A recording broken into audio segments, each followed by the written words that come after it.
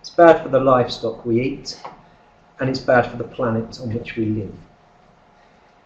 If we want to understand how the world arrived at this point, as well as how we might change it for the better, we should look back to the Victorian period, which laid the foundations for modern, globalised meat production and consumption.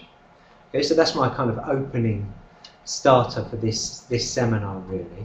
And that is the kind of the conclusion that the symposium that Anne mentioned, that was funded by the Wellcome Centre for the Culture and Environments of Health, reached in September, when, as Anne mentioned, we brought together a whole load of historians. I'm a literary scholar, but other historians as well, including Chris, and we discussed the history of the way we eat meat, the quantities of meat that we eat. We discussed that issue with kind of the experts and scientists tasked with solving our carnivorous problems today, including the Professor Mark Post, who is the guy who engineered the world's first laboratory hamburger, and other scientists who are thinking about how we need to expand markets for insect protein or crustacean protein, for example. And as Anne mentioned as well, today we're going to build upon the conversations we began at that symposium by opening up an exchange of ideas between academics researching food systems in the past and the present. And by doing so, the seminar seeks to identify how this kind of historicised dialogue might generate and sustain innovative, transdisciplinary and engaged research partnerships that promote healthier, more sustainable forms of protein production and consumption in the future. So that's the aim, and it's, I'd want to emphasise as well, I'm going to introduce our two speakers, but it's very much about the dialogue that happens after the papers as well. So again, thank you for coming. So I will introduce our two speakers. Professor Chris Otter is a specialist in modern British history. He has a particular focus on the history of science, technology and public health, environmental history and history of food. His first book, The Victorian Eye, A Political History of Light and Vision in Britain from 1800 to 1910, was published by the University of Chicago Press in 2008. Since then, he's published numerous articles in a range of prestigious journals, including the Journal of British Studies, Cultural Geographies, Food and History, and the History of Technology. He's currently completing what is going to be a brilliant book. It is going to be an excellent book, actually. It's called Diet for a Large Planet, Food Systems, World Ecology, and the Making of Industrial Britain. And that will be published by University of Chicago Press, I think this year. 2020. 2020, okay. The book's global in focus and explores the causes, consequences. It's worth kind of emphasising this, because this really is doing what Usman's doing in the contemporary period, but with the Victorians. It's the causes, consequences and experiences of a shift of a diet rich in animal protein, wheat and sugar. So that's what his book is looking at in the 19th century. And our second speaker is Dr. Usman Mushtaq, who's a medical doctor from the University of Oslo, but he's also a member of the Board of Trustees. Usman is obviously incredibly talented at time management, as well as kind of intellectual and other forms of skills. Because he's a practicing doctor, but he's also a member of the Board of Trustees of the EAT Foundation, and he's previously been a member of the EAT Advisory Board and Director of Policy and Global Strategy for EAT. And I'm going to leave Usman to introduce the big paper that the EAT Foundation are going to be launching next week globally. It's really, when you go on their website and you see where this research is going to be launched, it really is, it's global in its kind of intellectual scope, but it's global in its launch as well. Usman is a member of the Norwegian Labour Party and worked for a short period between his studies in the Norwegian Parliament as a political advisor to the parliamentary group of the Labour Party. He served in the position of liaison officer to the World Health Organization on behalf of the International Federation of Medical Students Association, working on issues related to sustainable development. And he served as Vice President of External Affairs, representing for that same International Federation of Medical Students, representing the interests of over 1 million medical students worldwide. So two speakers from very different backgrounds, and hopefully we're going to see some points of engagement between their papers. But I'll leave Chris to speak first, then Usman, and then there'll be plenty of time for discussion at the end. So thank you. It's a real pleasure to get to talk to you. And I'm just going to be talking about sort of one dimension of this book that I'm currently finishing, which is the history of what I'm calling here planetary meatification. I think Paul coined the word meatification, actually, but I'm really, did you? no. Okay, is it so? But it's a word that I've become rather fond of. And I'll begin with a quote from the Bankers, Insurance Managers and Agents magazine in 1891, writing about Victorian meat consumption. Your frog-eating Frenchman, who takes a month to eat as much beef as an Englishman would eat in a day, what can he do when put on the track with English cyclists? Here I think reflecting the almost mystical power with which the Victorians imbued meat as a source of stamina, as a source of strength and fortitude, and many of the qualities that were, do you know that bloke out there? Many of the sort of qualities the Victorians associated with themselves saw as arising from the meat they consume. So the cows are kind of stolid and strong. They make Victorians stolid and strong. The conquering Anglo-Saxon, according to the Dr. John Fothergill, is a meat-eating man par excellence. So the premise here is that Britain's global power is somehow linked, however intangibly, to command over and metabolization of animal proteins. Now it's worth noting that meat-eating man, we should note the masculine here, we can go into this in the questions, is generally oblivious to the systems through which this meat was produced in increasingly large quantities. And these systems were sprawling and they were global. And this paper simply looks at two dimensions of this history. This is the biological history of animals and the ecological history of the systems. Other parts of my research look at the effects on human health too. And it argues the Victorian meat system was a central driver in this process of planetary meatification, which links the past and the present. This is a planet oriented towards the production and consumption of very large quantities of meat. So let's sort of begin here. And in the 1830s, the British ingested about 75 pounds of meat per head annually. This reached about 130 pounds by 1912. So it is almost a doubling. Initially, this meat lust was fed by domestic agriculture through high farming and selective breeding. But by the 1860s, there were complaints about a looming meat famine. An attempt to introduce novel food animals, eland, horse, yak, failed miserably. And the British solution was to outsource production by shipping its genetic capital, premium livestock, to the neo-European pastoral frontiers and using this to create new herds. So I'm now going to attempt a click. In the corner. Yes. Look at that. And this is a Hereford. And this is a major event in evolutionary history, in the history of how humans have shaped the living world.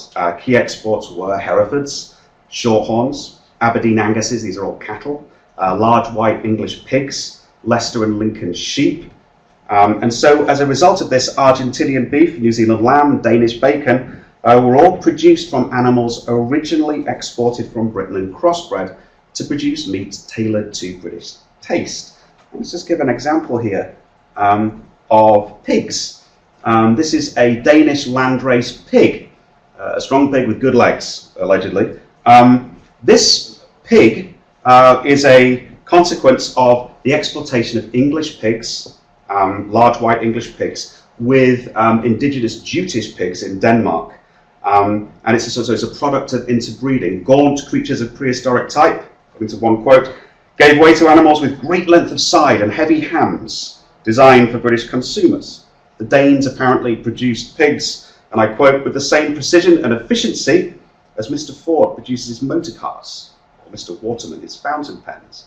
And Denmark's porcine population quintuples from about 400,000 in 1871 to nearly 2.5 million by 1914. If you look at this, there is no natural reason why Europe's pig population should be so intensely concentrated in Denmark. And these pigs, it's worth noting, were engineered a particular type of bacon that the British consumer liked, which is a relatively lean bacon with a piece of fat around the outside. In a recent book, I'm not sure if anyone has read this book, Fascist Pigs, that came out recently, the sort of the history of sort of biological experimentation in Nazi Germany and in Portugal, in Portuguese fascism and in Mussolini's Italy. He makes the argument there's a particular type of fascist pig, which is extremely fatty and nurtured on foodstuffs that grow on German soil. In my book, I'm arguing this is a capitalist pig. It's very different. It's a much leaner pig, and it's all fed on imported foodstuffs. So there's a very particular type of capitalist penetration of the porcine body here. And this was an ostentatiously sort of eugenic process. Mendelian ideas were applied early and ruthlessly, and in a very short period of evolutionary time, the bodies of livestock were radically transformed. Cows, for example, saw the weight gravitate from the shoulders to the rump, producing a very sort of barrel-shaped animal with deep body and short legs. This is an amplification of the domesticated phenotype. And there's also transformation here in the way animals are fed. Starchier diets are giving way by 1900 or even sort of the 1870s to much more protein-rich diets, cakes and feeds, often imported. And the consequence here is that rather than meat being laid down in thick strata, in beef we get this development of marbling. Again, there's nothing natural about cow's meat looking like this. This is a consequence of particular types of breeding and feeding regimen. There are no longer discrete phases of growth and fattening. And I quote here, earlier and ever earlier maturity permits a quicker turnover of capital. And here the premise is to try to make animals into beef as quickly as possible. You know, livestock being here is accelerated and is truncated, and there's no clearer example of what Jason Moore has called capitalism in the web of life. This really shows how capitalist meat markets utterly transformed the biological existence of cattle, of pigs, and of sheep. Now, it's worth noting that along with this sort of surge in meat production was a reorientation of how it is killed and produced. In Britain itself, urban reformers slowly banished slaughter to these kinds of miserable places on the outskirts of city. This is a state-of-the-art British public abattoir. It's in Scotland in 1899. But where you see the real industrialization of the meat industry is not in Britain itself, but across its commodity frontiers. In Argentina, for example, there were 17 major, massive meat factories by 1926 that could kill and process thousands of animals daily. And these spaces became keynote in the production not simply of meat, but in the industrialized production of other forms of animal product. For example, the collection of fats, bone and skins. And the carcass becomes an industrial feedstock here, feeding into a wide range of industrial processes. And these are often the archetypal processes of the second industrial revolution before the invention of plastic. So photographic plates, medicinal capsules, bacterial cultures, and so forth here. Here's an image for you showing how animal intestines and wheezins, that's the throat, are turned into strings for musical instruments and tennis rackets. According to one abattoir textbook, it took 11 intestines from strong, healthy, vigorous lambs to produce a racket, and I quote, having resilience enough to stand up against the stiff volleying and smashing service that characterized the tennis player of today. So there's a sort of evolution of all kinds of technologies along with industrialized global meatification.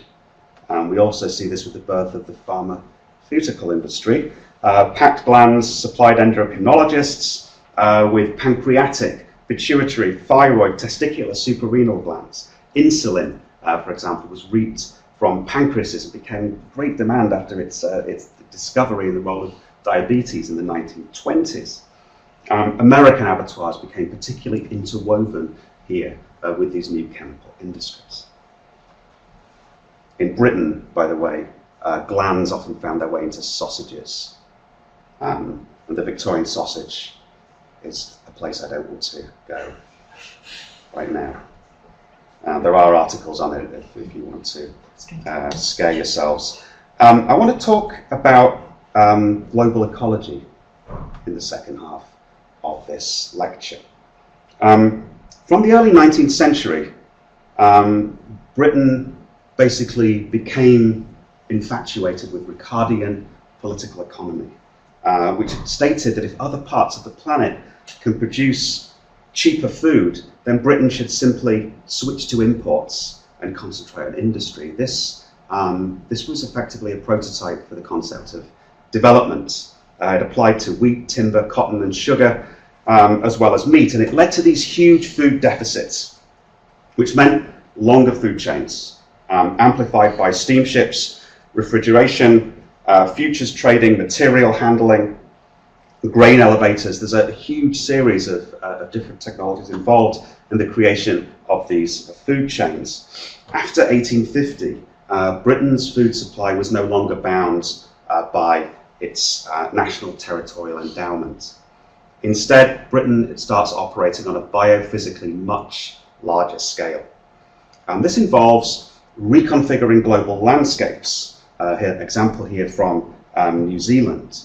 What the British Diet was doing was demanding an expanded global metabolism, spatially disproportionate to its surface area, devouring the frontier's surplus. And in the book that I'm completing, I'm calling this the large planet philosophy in pointed contradistinction to Francis Moore Pay's idea of a small planet, diet for a small planet, which comes about in the early 1970s and is a consequence of a pre-existing idea that there's basically almost no limit to the amount of raw materials that can be drawn from across the planet. Here, focusing on food. And this has been taken much further by Britain in the 19th century. Most countries undergoing some form of economic development outsourced a certain amount of food production, but nowhere near to this extent. Meat is central to this. And there are all kinds of ways in which this was conceptualized, for example, through the idea of phantom carrying capacity or ghost acreage. So there's the confluence here of colonialism, command of food chains, fossil fuels, political economy, a big navy, allowed Britons the transient luxury of behaving as if growth was unlimited and sustainable at once. But these things have really come under fire in the 20th and 21st century, justifiably correct. If you look here at the iconic British breakfast, which was becoming hugely popular by the 1880s, pretty much all these elements were produced from outside Britain. The bacon from Denmark, the eggs probably produced in Russia, the wheat from the United States or Canada, and so forth. The tea from India, the sugar from the Caribbean or from Germany. By 1903, one economist was calculating that Britain needed 1,000 acres of additional land, equal in productive power to that of the United Kingdom, every day to feed its expanding appetite. And he did not include meat, actually, in those calculations. He's just looking at wheat and sugar. This would eventually be formalized through these kinds of concepts, the concepts of ghost acreage, overshoot, for example, which often has a neo-Malthusian inflection. I don't buy the Malthusian argument, and this book is not a Malthusian one, but nonetheless, there are different ways in which this can be taken.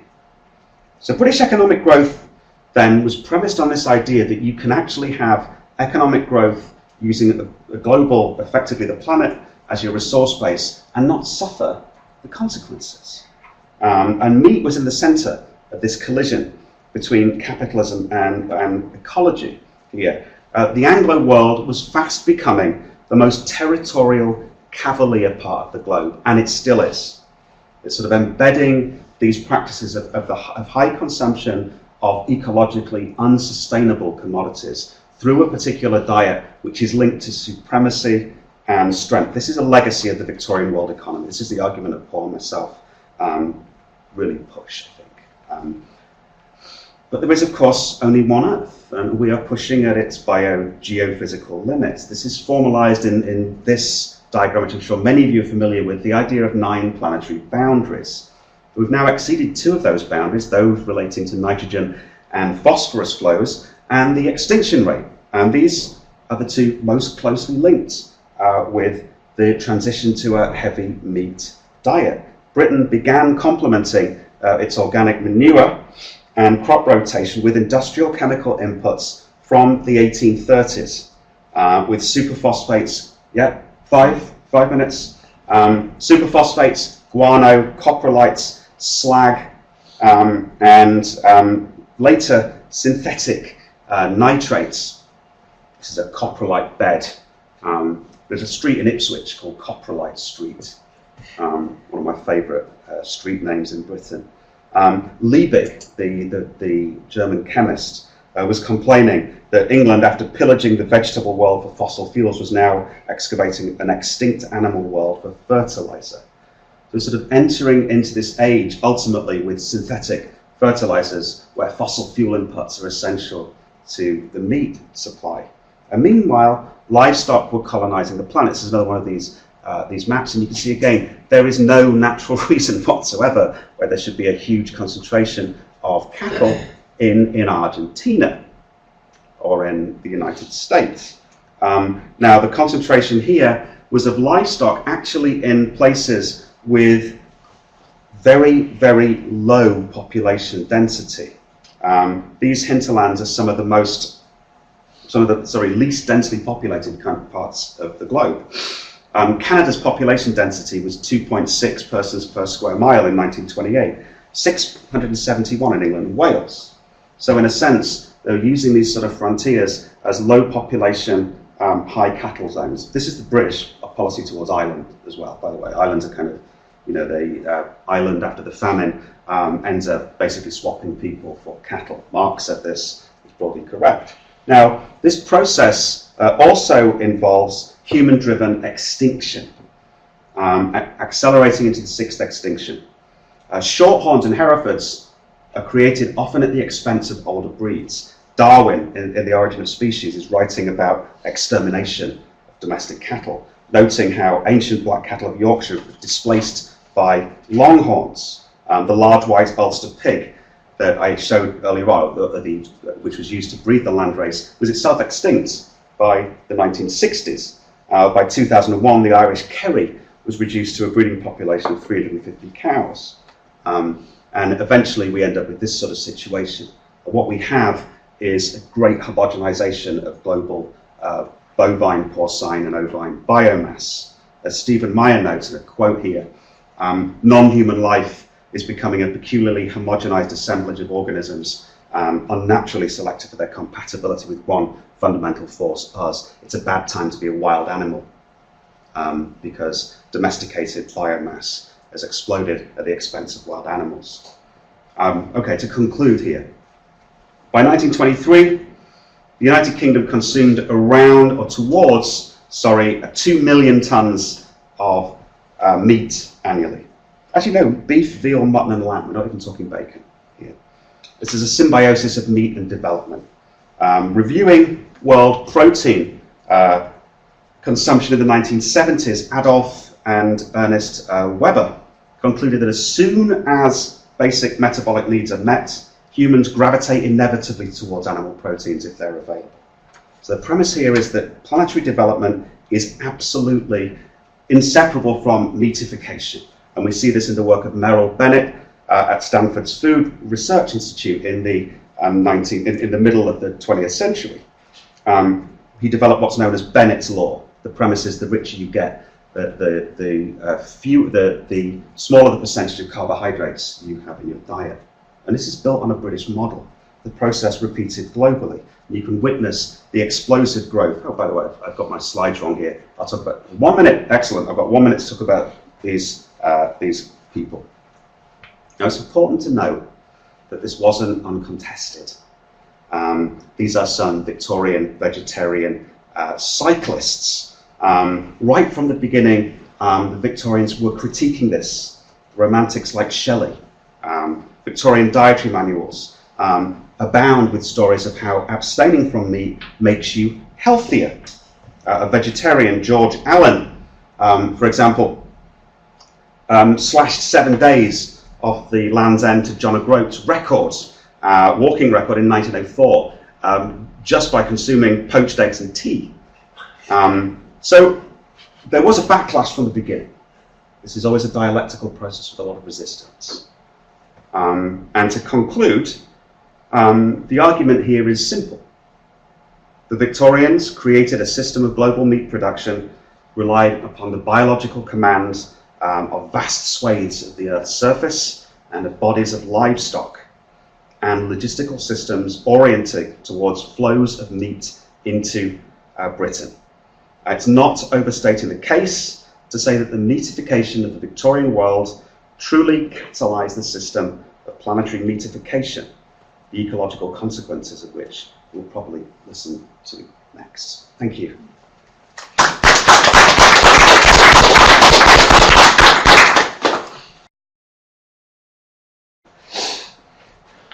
Thank you. This was really enlightening also for myself, because this is a part of the history where you actually don't get to hear very often, and it's quite interesting that you're touching upon some of the concepts which I believe or research shows have led us to this state that we're in. By the way, the date is wrong. It's not 9th of January. We're still 10th.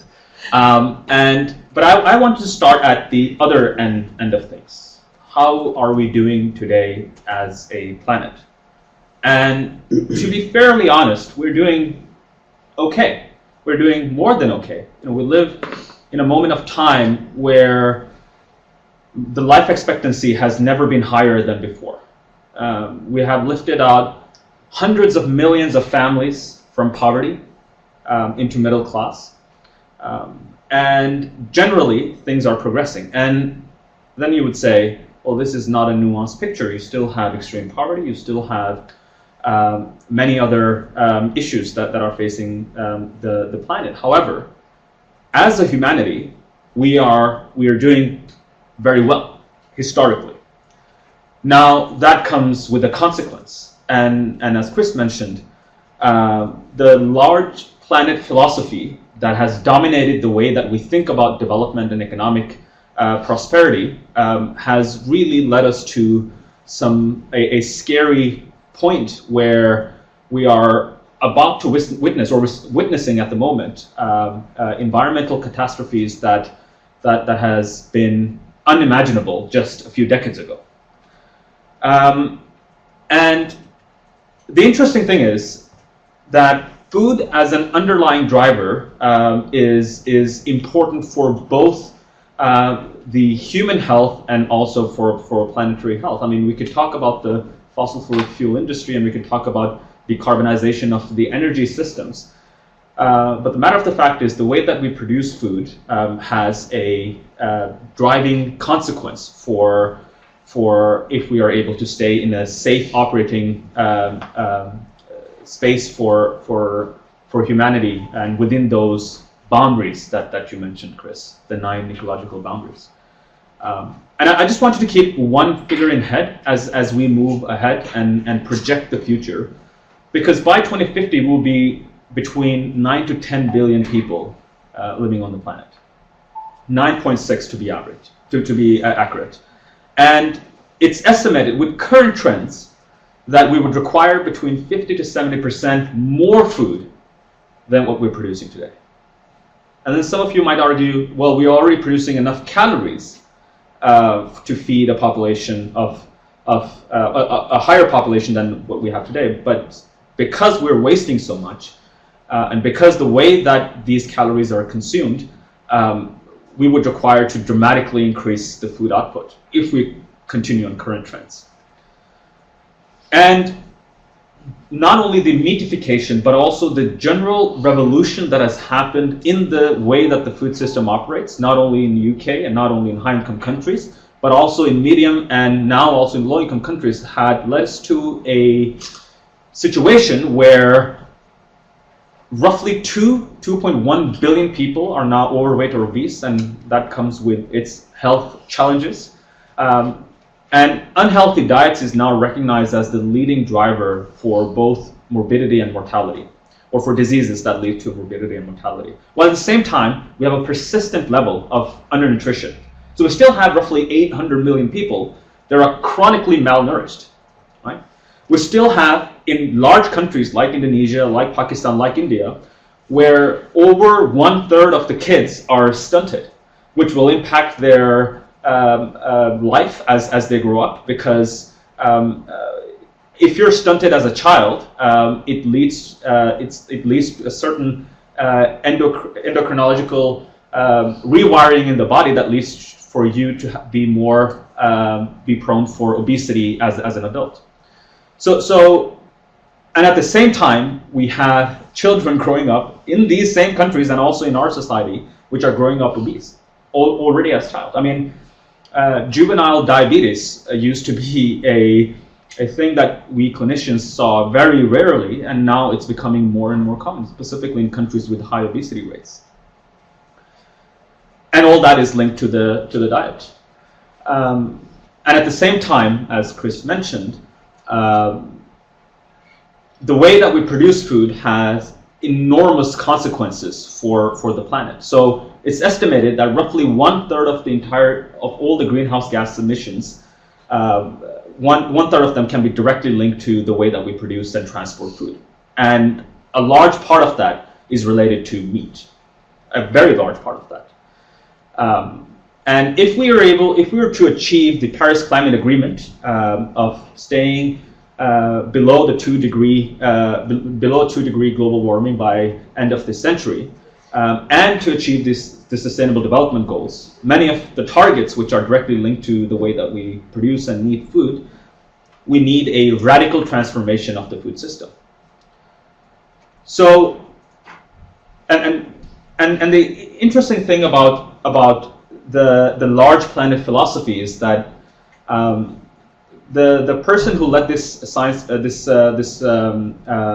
effort to define the planetary boundaries, Professor Johan Rockström, he's one of the founders of EAT, and quite interestingly, what they are pointing towards is that we have entered into a new geological epoch where humans themselves are the largest drivers of ecosystem change at a global level.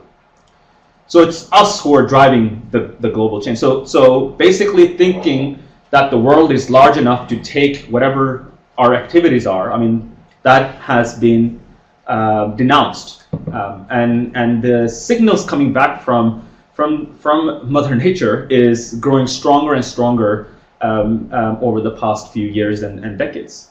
And most worrying consequence, I think, when it comes to biodiversity loss, which is a perspective that is often a not very debated discussion in the public, is 80% of the biodiversity loss that we have had today. So we estimate that 60% of the species have been lost since 1970, and 80% of that is driven by food production, basically. Deforestation obviously being the core driver. So what do we do?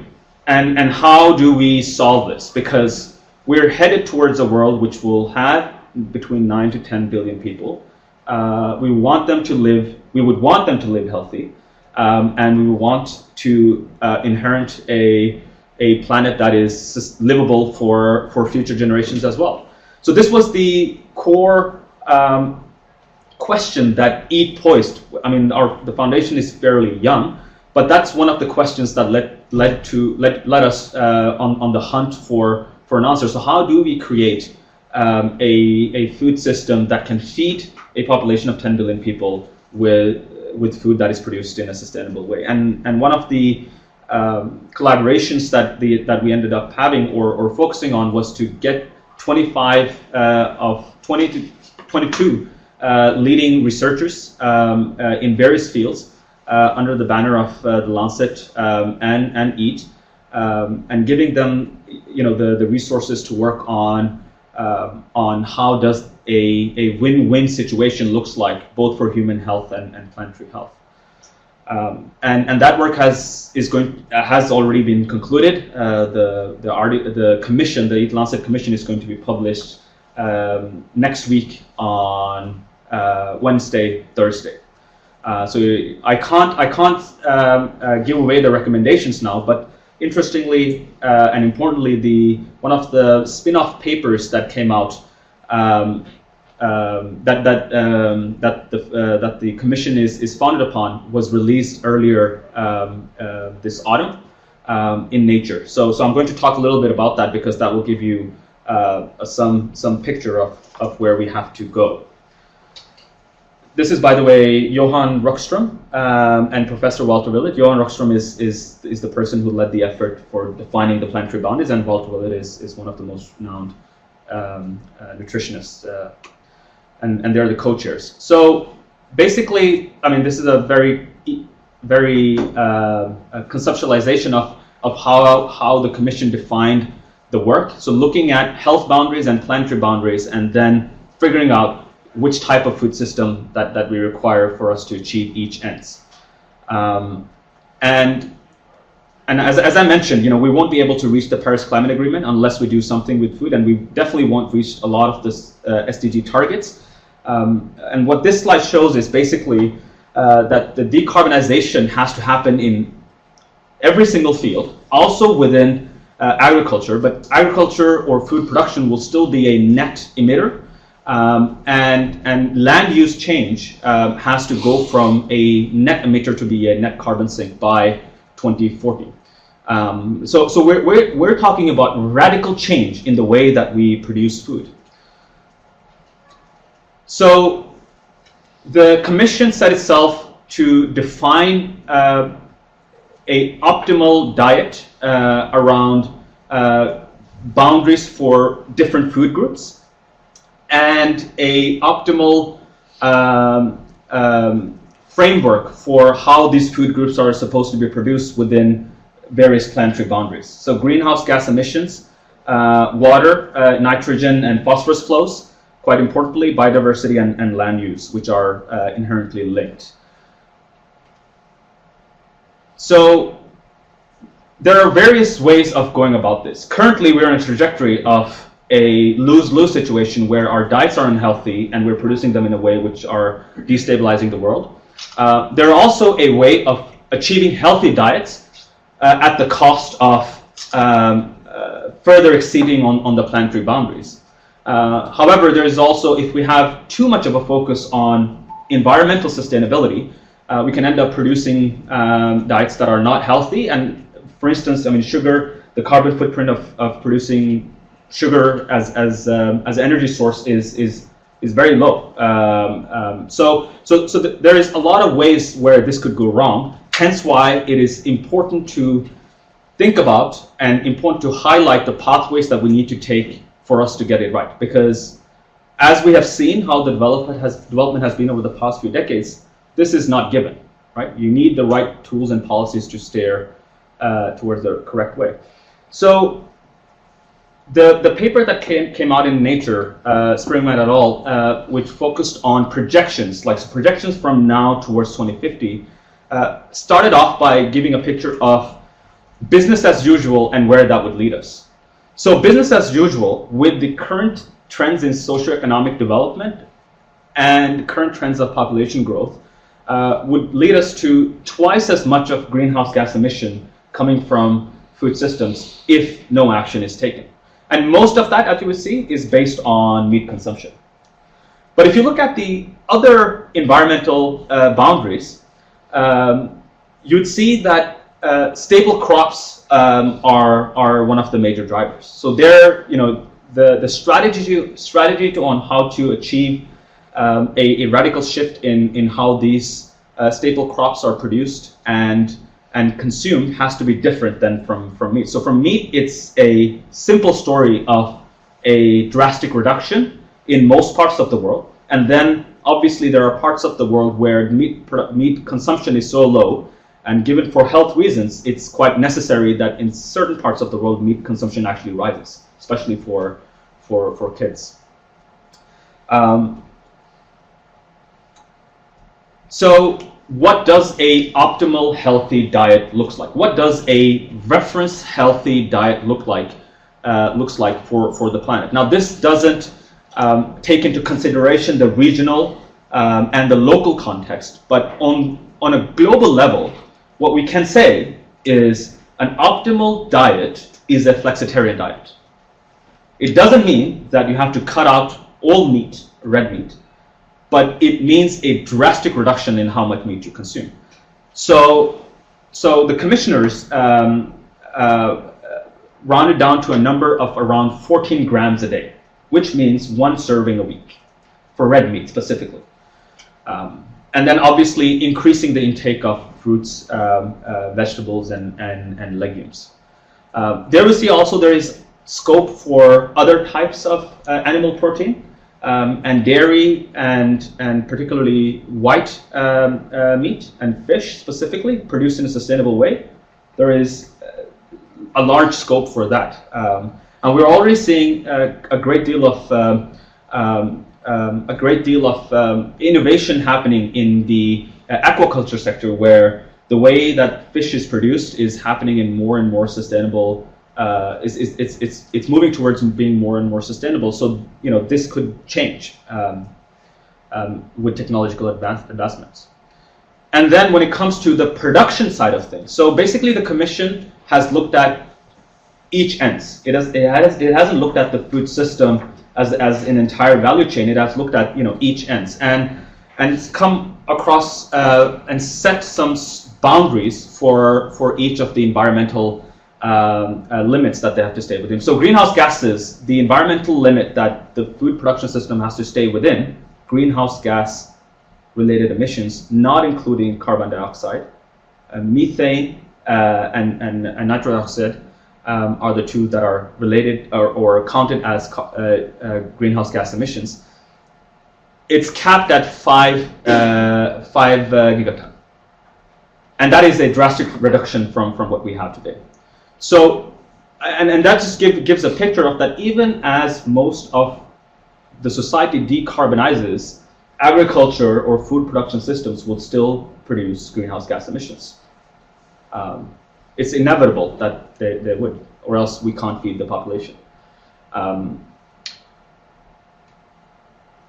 So how do we get to a place where we can achieve a win-win diet? And the modeling that has been done here has looked on various scenarios. So I showed you the business as usual scenario, and with moderate. So they looked at specifically two specific scenarios, which shows moderate action and then ambitious level of action. So dietary shifts, a ambitious action on dietary shifts would be that the reference diet is adopted en masse on a global scale. Improve production practices, and Tech Plus basically means improvement and innovation in both management and efficiency and the way sustainable intensification of food production systems is happening. So the tech variant would be moderate ambitious. The Tech Plus would be large scale, more ambitious use of technology and innovation. And then when it comes to food lost and waste, as you might know, 1/3 of the food that is produced is lost and wasted. If we go on with a moderate expectation of reducing that number by half, we'll come a certain point, but a more ambitious target hit would be to actually cut food loss and waste by 75%. So these are basically the planetary boundaries, and currently the projection shows 2050 numbers. So we will be in red for greenhouse gas emissions in 2050 if we don't do something, right? So parts of that can be achieved by tech, dietary shift, and reduction of food loss. And a combination of all that is what's going to get us over the line, basically. And this, you can summarize that for each of the planetary boundaries.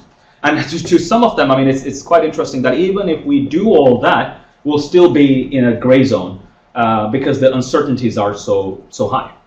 However, the conclusion is that we have to be ambitious. So it is possible to create a win-win diet for the entire planet in 2050. But a lot of things needs to happen at once, and the policy shift that is required, and the technology and the innovation that is required is not something that is going to happen by itself. It has to be steered. It has to be properly discussed and be based on state of the art science. So I mentioned briefly that different environmental boundaries would require different strategies. So for instance, for greenhouse gas emissions, the flexitarian diet, just moving away from meat, would actually do most of the work. SSP is basically socioeconomic factors. So they have encountered, they have 3 scenarios of socioeconomic development. So a business as usual, a better, and a best scenario. And on the other environmental boundaries, the technology and specifically, for instance, for nitrogen and phosphorus flows, it is about recycling and reduction of usage would be the things that would make the most impact, not only just a diet shift. So, can we get this? Can we do this? Yes, it is possible. Yes, it would require major policy shifts, and it would require the government to actually set and implement dietary guidelines which incorporate both the human and the environmental side. I have to stop now, but I haven't come to talk about obviously the health impacts that would come, that would be explained in much more detail when the Eat-Lancet Commission comes. And a lot of these strategies would then also be expanded on with some concrete recommendations for how to achieve a win-win solution. So this is basically just a backdrop of what's going to be launched next week. Thank you so much.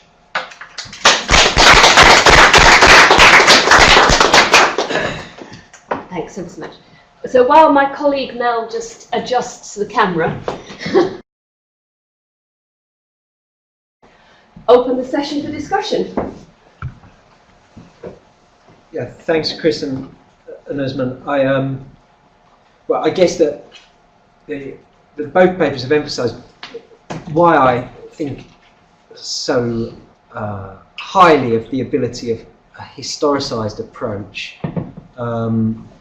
to these kinds of questions that we're facing. I suppose it does 2 things. Is the one, if we understand the history, we can, when we're confronted by a need to change, we can refute the idea that somehow we eat in the way we do as a result of our nature.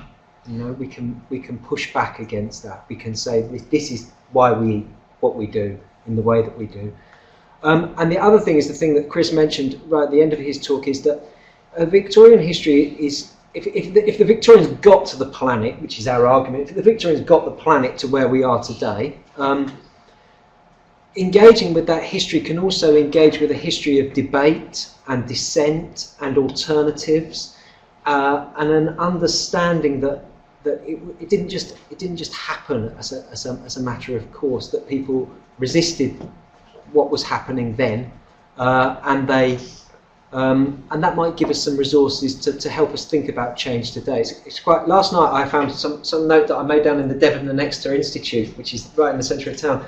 I found it in a geographical journal when I was researching there once. A guy who was working in 1898 who was talking about the ability of the planet to sustain the ways in which the Victorians were putting it to use. And he said he was eminently confident. And he said, "I'm sure I'll be confronted by some vegetarians in the audience." And he said, "And I can assure you that it's your fears are completely unbased. This planet will support," he confidently predicted, 7 billion people. That was the number that he reached towards, and that was absolutely unthinkable at the time.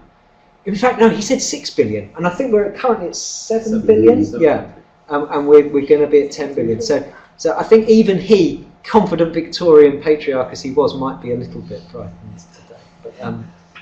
But questions, comments to our speakers. Well, thank you for the papers, and we had to compress an awful lot in. But I suppose there are two questions. First one for Chris, and perhaps for you, Paul, is that as a non-historian, I still kind of wonder about that kind of, there's that kind of whiff of determinism in the way that you tell these stories and the kind of structural foundations for where we are. And it's that kind of role for contingency and other things that can sort of shape the where we are. And I suppose that's just coming from a geographer more interested in space and time. But anyway, but the second question is for you, and I was wondering about, I know you can't give too much away, but what's the version of social change that's behind some of this? Because the one mentioned the government needs to do this, and kind of which government's that? And then I'm working in places like Bangladesh, where it's pretty classic that globally 70% of food production is smallholders. They're often in positions of lack of power. We often call it salvage accumulation, in the sense that it's the processes of human capital and so on and all that. There's some kind of, so I'm going to be structuralist here, about the way that the economy works and so on. It's very difficult to imagine how we go from where we are to where you want us to go, which of course is wonderful, but it's what kind of work is being done on these kinds of issues. Chris, do you want to? Yeah, I mean, I think it's always in a 20-minute talk, it can often sort of display this kind of determinism. I think, as I mentioned the vegetarians at the end, but throughout the manuscript and the book, alternative pathways, I think, is the key focus. I mean, going back to political economy, the idea that the ultimate sort of Ricardian version of this became hegemonic after 1830.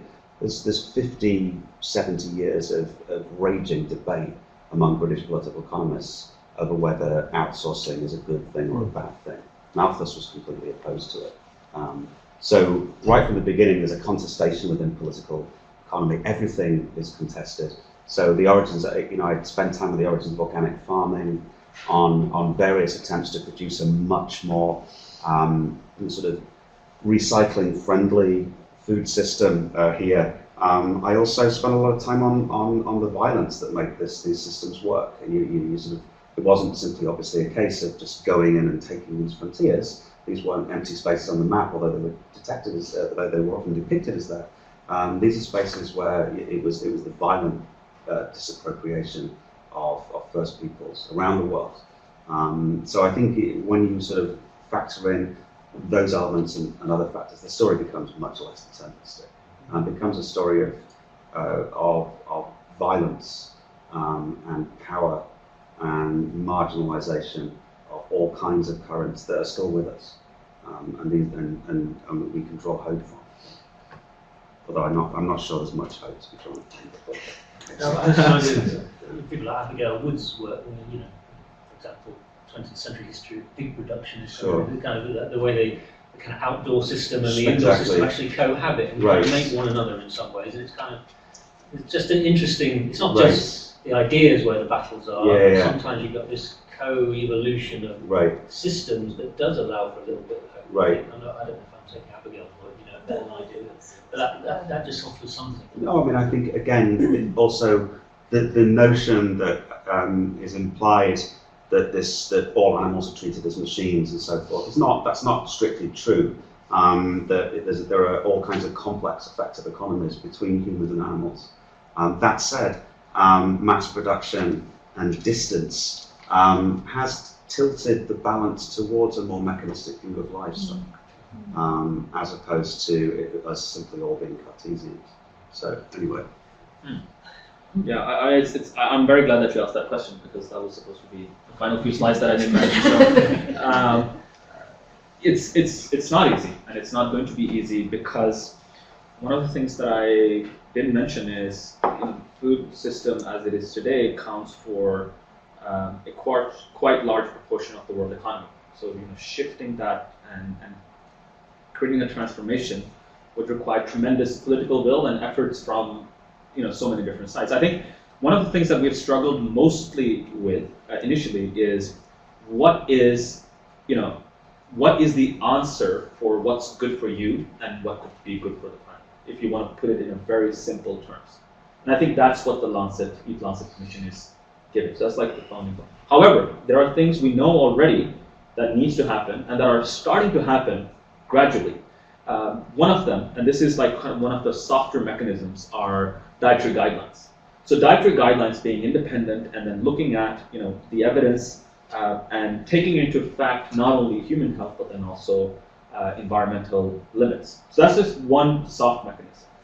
A slightly harder policy shift and mechanism would be changing the way that subsidy works towards agriculture in most countries. In the case of Bangladesh, Bangladesh obviously as a lower middle income country, the diets in Bangladesh as it is now is not necessarily what's going to ruin the world. It is what we're eating here.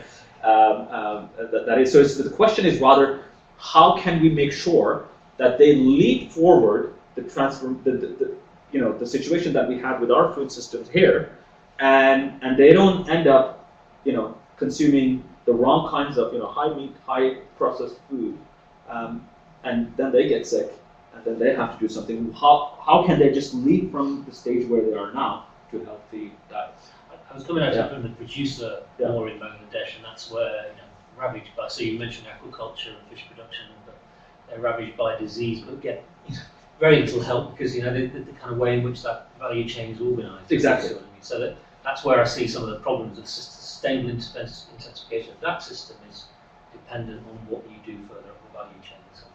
Exactly, and also it's driven by type of demand that you also create. The interesting thing about aquaculture, I just want to point this out, is Norway obviously is a hotbed for aquaculture. That's where most of the technological advancement is happening. And it's a quite interesting model between academic institutions and the private sector working together. However, recently, a lot of the private sector, for instance, in Norway, are quite keen on tech transfer to lower resource communities. Now, can that happen in a really large scale? I don't know. But you have some interest, and if you form mechanisms around for these kind of, for instance, tech transfers to happen, then aquaculture can suddenly start playing a huge role for a country like Bangladesh, which already has some aquaculture.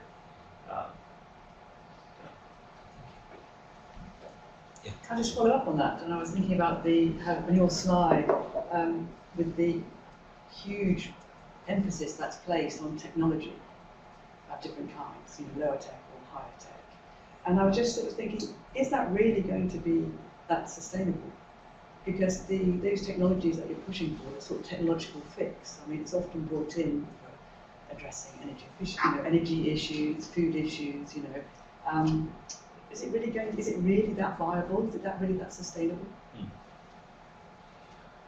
Or is it a bit just one of those things we just always turn to? Yeah, exactly. So if you look away from the tech, if you look at the non-tech view on how to solve this, there's basically just so much we can do, and would still be not out of the danger zone. So the tech, within tech, one thing that I also didn't mention is there's also talk about management practices. So it's basically making sure that the resources that you have are utilized in the most effective way, which can already happen. We already have that technology available. It's just making sure that mechanisms are put in place for a mass adoption. So for instance, crop yield, right? why would, so my parents are from Punjab in Pakistan.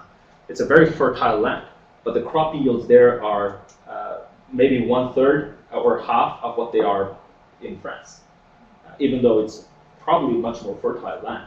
And the only reason for that is management and introduction of tech. So is that possible? Yes, it is possible with the current practices that we have. It is going to happen, not by itself. Do you mind if I just want to ask about something that wasn't part of your graphs here, which is the irrational, ideological. I don't know if you've seen this phenomenon of coal rolling. I think it's called coal rolling in the United States. I'm not sure if that's the right name for it, but basically, people fiddle with their exhaust pipes to fire these gigantic plumes of black smoke over electric vehicles, right? Yeah. The point being, you can produce extraordinarily clean technology, but you're not going to change that mentality, which is basically fuck you to all of this. Like, how do you get a Trump supporter to eat lentils, right? I mean, Trump's diet is the large planet diet, right? It's cheeseburgers. And his support, alternative facts. This is another, because my university is very big on developing technology to solve world crises, and that's absolutely great. But it doesn't seem to have any answers to misinformation, confusion, bloody-mindedness, the affective dimensions, which I think are actually in many ways even more tricky to solve. Maybe we'd have to destroy the internet as well. I agree with you. I mean, that's going to be one of the major points of contention on, as I mentioned, what is the right thing to do? And so last night, on the way to, I was just telling them that I had a 4 hour bus ride from Heathrow, and on the bus I was just, a colleague from work was saying, hey, search on Twitter on Eat Lancet. And I started reading. I thought, Eat is a fairly small organization. Okay, Eat Lancet is going to be, but there is already a Twitter bots at play at denouncing what's going to come out next week. Right. We're talking about Putin-esque. We're talking about Russia-type allegations on what we are doing and how how wrong that is going to be, and some religious aspects into it, like really crazy conspiracy theories being cooked up. And this is before we have launched anything. So I think, when the Meatless Monday campaign came, some people responded by eating a lot more meat that day, just as as an FU. Right. I don't have any definitive answer on how to solve that. The only thing though that might change is that if you make healthier and sustainable options more available, accessible, and affordable, and more attractive, then you can't resist that.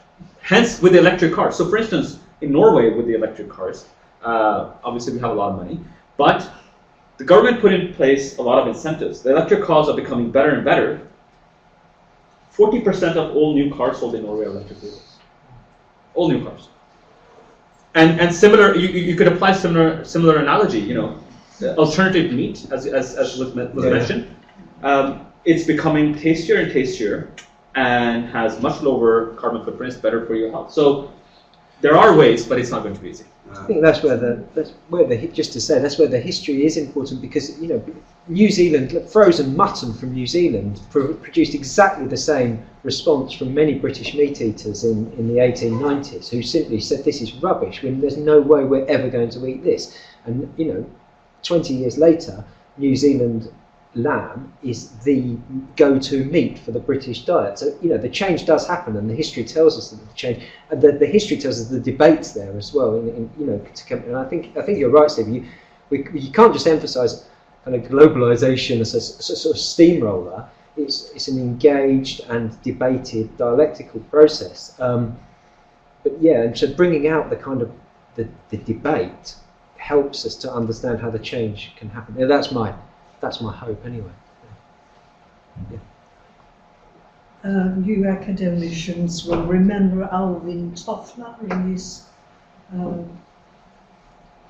predictions that change was coming so fast and that we wouldn't be able to cope, but it didn't matter because the poor, the third world, they wouldn't be wanting the things that we want.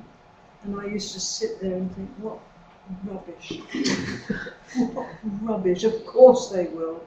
Your problem is going to be you're not going to get the changes that are desirable, eminently desirable, unless fillet steak and beef burgers are not as desirable as soya or whatever. You have to change perceptions of what is desirable. Yeah, I think that's absolutely right. And again, Chris was talking about the Victorian vegetarian movement, and one of the charges that was labelled against the Victorian vegetarians was this is a rich man's ploy to get the poor to eat rubbish food. That's what working class people in Victorian Britain said about vegetarianism. You would encourage us to eat vegetables so you can carry on eating the meat. So I think your point is absolutely right. I also have a question actually for you two, and as you mentioned, the historical context is very important, and the meatification starts in the Victorian times. What would be, and I might have, we might have touched upon this, but according to you, what are the drivers that have similar impact as what the Victorians had back in the day? So that are driving the food trends. Have you looked upon that Today? Today, yeah. So who would be the Victorians of today? Tyson food. I mean, it's the world food system. I mean, I think that one of the critical thing dividing this history from the present is the Americanization of the world food system, which really happens quite rapidly after World War II. Because going into World War II, you can really say that Britain is still the centre of many dimensions of the world food system in terms of food crossing transnational boundaries. There is an attempt by John Boyd Orr to use the United Nations to radically restructure the food system in a much more egalitarian way, and he's shut down by the rest of the British and the Americans who want to keep cheap foods and particularly their foodstuffs that define their diet at the centre. And thereafter, for manifold reasons, the United States, because it's got this huge surplus, it's able to mobilise it globally for strategic purposes, feeding the world and so on. That is the hinge that's missing in our historical discussion. So I think at that point, and there becomes an acceleration under the Americanization. But the point is that the American system didn't come out of nowhere. It built on a British system that was built before. And the British perhaps were building on a system that was pre-existing partly by the Dutch. So there was stages in this model. Are there similarities in the sort of post-2008 and the collapse in property values and the investment in food, especially in Asia? That's a massive, big banks started to move into China and production and securitization of food production. Are there similarities between the two eras in terms of liberalisation and liberalism and the ways in which basically the mobility of capital? Right. Yeah. I mean, that was really different in the mid-20th century to what's available now. In some ways, the similar figures that were operating in the Victorian time, mobilisation of capital, the drivers of expansion. Yeah. But again, that history is contested. So you have so many people talking about British agriculture in the Victorian period saying, why on earth are we moving towards free trade? Why on earth are we moving to what we would call globalisation today? Because it's going to destroy our domestic agriculture. It's going to destroy our traditional ways of life. It's going to destroy our capacity for food security. But countering that, you have that kind of globalised logic, which is coming at sort of state level, but also at private level as well. So many people are investing their money the railways that are networking Sure. Argentinian beef production to metropolitan London, or the American Midwest to Liverpool. You know, so it's a combination of different factors, and they're always being resisted. But there's a state level and private level congruence that's generating this kind of globalised picture, I think. Yeah. I think one place also where you see a lot of the stuff playing out today, I mean, the place is Africa, which is often seen as being the last frontier, although the last frontier is actually space, and you know, vertical farming, space. There are all these sort of things going on here, but there is a tremendously accelerated land grab, as I'm sure you're aware, going on in Africa. The Chinese are heavily involved in this, but the British are heavily involved in this too. And it's sort of an attempt to, again, throw people off land and effectively institute, sort of, you know, they're not quite plantations, but you get the general drift. I was sorry that your overshoot chart, I'm sorry, but it just looked like an updated Malthus projection to me. Right. What The image was that? overshoot, when desires and keep going this way, and Right. ability goes that way, and I suddenly mean, there's a crash. there is, as I mentioned, there is a Malthusian version of overshoot, fairly palpably, that argues that it's just natural that these kinds of crises happen. Most serious scholars of famine reject Malthus and argue that famines and shortages and crises are always political and always a consequence of failures of institutions. I'm thinking of Alex de Waal's recent book, Mass Starvation, which is a wonderful summary of the history of the last 200 years of famines. And that's the argument I adopt to my book. This is we can, this is my optimistic side, institutionally, it is possible, theoretically, to correct. There's nothing inevitable. It's likely to be war, though, isn't it, and conflict over resources as they disappear, water, for example. Yes. This is interesting. If you look at like famine and where it's happening now, it's basically the most prone disaster risk areas for environmental climate change, basically. Mm-hmm. You know, heavier, and then the other side is obviously areas with conflict, Yemen and Horn of Africa, which is a combination, and Syria, it's like man-made famine crisis. Right. Absolutely no reason for there to be a famine crisis in Yemen. Right. We've got about 5 minutes left, as we've got one question now. Well, I'm not sure quite where to start. There's so much that's interesting. I mean, just a few comments, I think, really.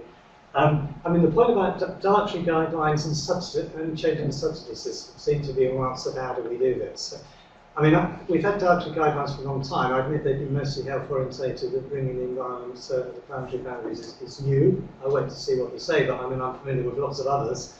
I guess you won't say, well, everything else is different. The challenge, of course, is implementing those in some way, and we've heard reasons why that is incredibly difficult. I don't think changing subsidies is going to do much. We've done that. We've already removed, certainly in Europe, we've removed the subsidies from particular commodities. So, you know, if I'm a farmer, yes, I get a basic payment. I can produce lots of nuts and berries, and people will buy them. It's not going to make any difference whether I produce nuts and berries or beef and sheep at the moment.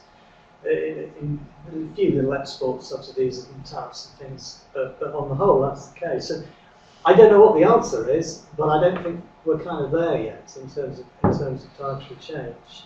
On the technology front that was mentioned, I'm kind of with you. I mean, I think there's a lot of technological possibilities in sustainable intensification. And the contrasts that you drew between, say, Bangladesh and France, I think look at the contrast within country, even in Europe. A huge contrast in performance in agriculture in most European countries. So the other point I'll just draw on quickly, going back to Steve's initial point, it has been very global, and I'm kind of with that, but there's a lot of local as well.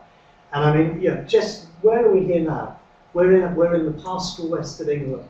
where the proportion of land that can be used for arable crops is relatively small, maybe 30–40% in the eastern bit of the region, but nothing on Dartmoor, nothing on large parts of the rest. So what can we do in those areas? Well, we can carbonise again by planting lots of trees if we want to, but we do produce meat, and it isn't meat according to the industrial system. It's actually mostly grass-fed meat. One of my big criticisms of the big stories that come out on this is always assumes that red meat is a single homogeneous system. It really isn't. And certainly as a flexitarian, when I eat red meat, I eat locally sourced from a particular rare breed, etc., etc. So there's a lot of ways of resisting some of this locally, which I think is really, really important. And I do believe that was the case. I mean, the point about the rise of vegetarianism in Victorian England, and sadly we didn't have time to go into it in great deal to. There was also quite a rise in back to land, the organic movement which you mentioned coming out, a whole load of alternative ways of doing things. So really important at that time, which I think is fascinating. Incidentally, sorry, I will stop. This is my area of research, as you probably guessed. It's quite interesting that in terms of the free trade issue, I mean, the repeal of the Corn Laws in 1846 led to 30 or 40 years when agriculture thrived, and it was thereafter it became different. But there's a lot of agrarian history revisionism going on at the moment, saying how bad was the Great Depression of the 1870s to 1900s. If you were actually flexible and you moved more to horticulture, more to pigs and poultry, more to dairy, some of those people didn't do so badly after all. What was ingrained in the British psyche, or the British agricultural psyche, was this sort of whole, we've got to produce corn, we've got to produce red meat. I mean, those who were able to adapt and change did a little bit better. And I hope in your account, as well as the global story, there is a bit of a local story. Because British agriculture actually really changed during that period as well. We were, yes, because of our population and because of our industrialization, we became heavily dependent on global markets. But we did have a domestic agriculture. It's actually rather successful in some ways. And rather technologically advanced. To respond to that, I mean, in the book, I mean, the British meat system is that there's kind of three dimensions to it, and I really only talked about one of them here. If you want to just talk about beef, there's the imported, frozen and chilled stuff. This is largely going to the urban working classes and maybe middle classes. There's elite prime beef, which is largely produced in Scotland, which is much more local and costs more and is consumed by the affluent, particularly in London. And then there's the market for basically exhausted dairy cows, and this is where the crappiest beef comes from, for the very poorest. So there's this kind of there's a three-tier system involved in that. So yes, and that certainly features in the book. So. I look forward to it. Yes. I mean, I agree with you. I mean, so as I mentioned, for instance, the dietary guidelines is a soft thing, but if you take that to the logical next conclusion, it would be that the foodstuffs and the recommendations, the food that is recommended, is affordable and easy accessible. And how do you do that? I mean, then you go into price mechanisms, and that's where things get incredibly tricky and politically difficult. Hence why you would require but things are happening, right? Like, so governments are realizing that the healthcare costs that come with unhealthy diets are unbearable. Even in the UK, you have sugar tax, for example. And more of that will happen, and it's happening in more or less the discussion is going on in more or less every country, and it is being rolled out. So, but it's just not fast enough. And I agree with your other points as well. I think you're absolutely right on the existing tech that is available. How to we don't have to think about new innovations that we don't know about. We just need to look at what we're already doing, and actually management practices as well, not only the technological practices. We've got time for one final question.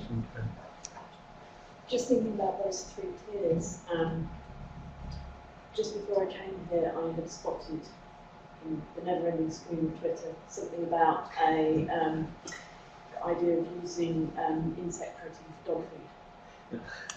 And it just struck me that really showed the way that there are these different tiers of protein, basically.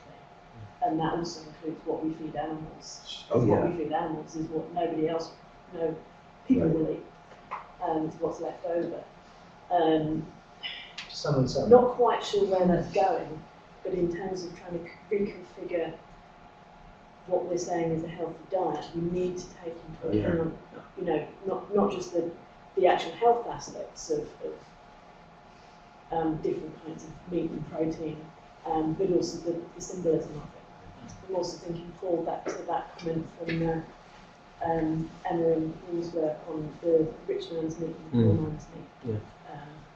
And so it's on the health level, but the symbolic level is completely intertwined. And I think if you want to try and reconfigure those dietary guidelines, you've got to bear that in mind as well. Absolutely right. Yeah. That's why horse meat failed in Victorian Britain, because there was a great counter movement from the working class saying, like, no, they're trying to pass off sort of lower quality meat on us. Obviously, it worked in France, and that was another reason there. So yeah, and they start feeding, I think, sort of effectively meat and bone meal from cattle to other cattle in Argentina in the late 19th century. So, and you sort of see in sort of abattoir books in the 30s, they're like, don't worry, we just sterilise it, it's no problem, there's no bacteria get through. Haven't seen the prion diseases that will be unravelled later. So.